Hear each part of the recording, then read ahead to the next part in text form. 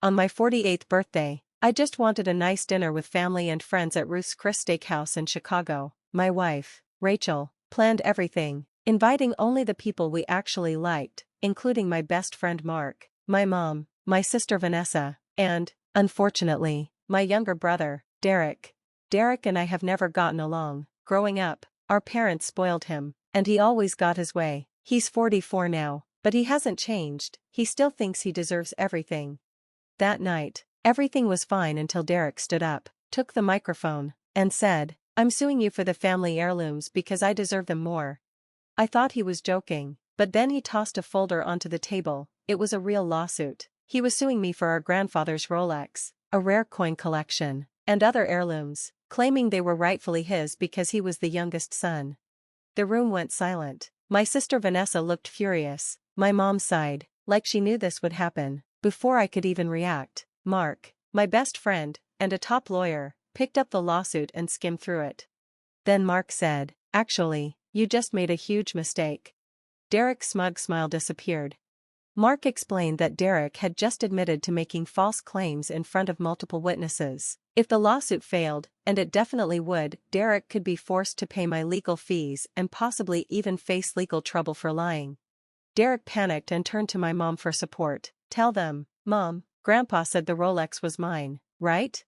She sighed. "No, Derek, Grandpa put everything in writing." Vanessa added, "You weren't even around, you were too busy gambling in Vegas." Mark smirked and said, "And since you filed this lawsuit, we get to dig into your finances. If the court finds out you're doing this because you need money, this could turn into fraud." Derek's face turned pale. He realized he was in serious trouble, but instead of backing down, he muttered, "Fine, if I can't have the Rolex, then none of you can." Then he stormed out of the restaurant.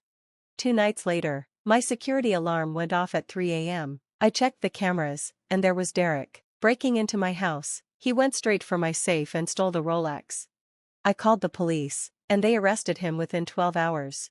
The best part? His lawsuit was already weak, but now it was completely ruined. He had claimed in court that the Rolex was his, yet he broke into my house to steal it. His own crime proved he was lying. Mark couldn't stop laughing when he called me. Derek just destroyed his own case. And he was right. He had just shown that the Rolex was never really his. You can't steal something that already belongs to you. So now his lawsuit was not only going to be thrown out, but he was also facing serious felony charges for breaking and entering. It got even worse because Derek was already on probation. Remember his gambling problem? A year before, he had been caught writing bad checks to pay off his debts. He received a suspended sentence, which meant he wouldn't go to jail as long as he didn't get into any more trouble. But breaking into my house broke that promise. Now, Derek wasn't only facing theft charges, he was looking at real prison time. And here's the worst part, as soon as his lawyer saw the security footage, he dropped Derek. Even the worst lawyer couldn't defend someone when video proof of the crime was right there. 3 days later, Derek called me from jail. At first, I thought he might say sorry or even show some regret. Instead, he said, "You set me up." I couldn't help but laugh. "Derek, you broke into my house on camera and stole something that wasn't yours. You set yourself up, you could drop the charges." I replied, "Come on, man, we're family." I hung up the phone because at that moment, I knew exactly how I was going to get my revenge. And trust me, I wasn't finished yet. Derek thought he had hit rock bottom. He had no idea how much worse it could get. After his arrest, I assumed that would be the end. He broke into my house, stole the Rolex, and got caught on camera. He was facing felony theft charges, and his lawsuit against me was finished. But Derek is the kind of person who never gives up, even when he's lost, and this time he went too far. The phone call that changed everything. A week after his arrest, I got a call from a blocked number. At first, I ignored it, but then it called again and again. Finally, I answered. "Hello?" A cold, unfamiliar voice said, "Is this my name? Who's asking?" "I represent some people that your brother owes money to," the man said, "and we need to talk." I thought, oh, Derek's gambling debts. I gripped the phone tighter. "What do you mean?" The man replied, "Oh, money. Let's just say your brother is in deep, and we need something as collateral." I knew what he was talking about. "What item?" I asked. "The Rolex," he said. "Now that he's been arrested, it's not available." "That's a problem." The man laughed. Derek gambled with my grandfather's watch, the same watch he tried to sue me for and then stole from my safe. I ran a hand over my face. That's not my problem, I said. The man continued, we don't care about your problems, we just want what we're owed. Either we get the Rolex, or someone pays up. And since Derek's in trouble, we figured we'd reach out to family. I laughed bitterly. You think I'm going to cover his debts? Go to hell. The man's voice turned cold. You sure about that? Then he hung up. The incident that changed it all. You'd think that was the end, but it wasn't. 2 days later, Rachel's car brakes failed. She was driving home from work when she tried to slow down at a red light, but nothing happened. The pedal went straight to the floor. She swerved onto the shoulder, barely avoiding a crash, and then pulled the emergency brake. When the tow truck arrived, the mechanic said, this wasn't an accident, someone cut the brake line. When Rachel called me, my blood turned to ice. This wasn't just about a watch anymore, this was a threat. I knew exactly who was behind it. At that moment, I decided, if Derek wanted to ruin my life, I was going to ruin his. Setting the trap. I called Mark and told him everything, the phone call, the brake line, the threats. He listened carefully and then said, it's time to end this. Mark had a plan, a perfect trap. First, we let it slip that the police had recovered the Rolex. That was a lie, the real Rolex was still in evidence, but we spread the rumor through one of Derek's old gambling friends, a guy who loved to talk. Within 48 hours, the men who had threatened me came to get it. The problem was, the Rolex was actually a fake, and when they tried to sell it, the FBI got involved. One of the men involved wasn't just a small-time crook, he was already on a federal watch list for money laundering and interstate fraud, and Derek, the fool, had signed an IOU, which made him directly connected to a federal crime. The arrest that broke him.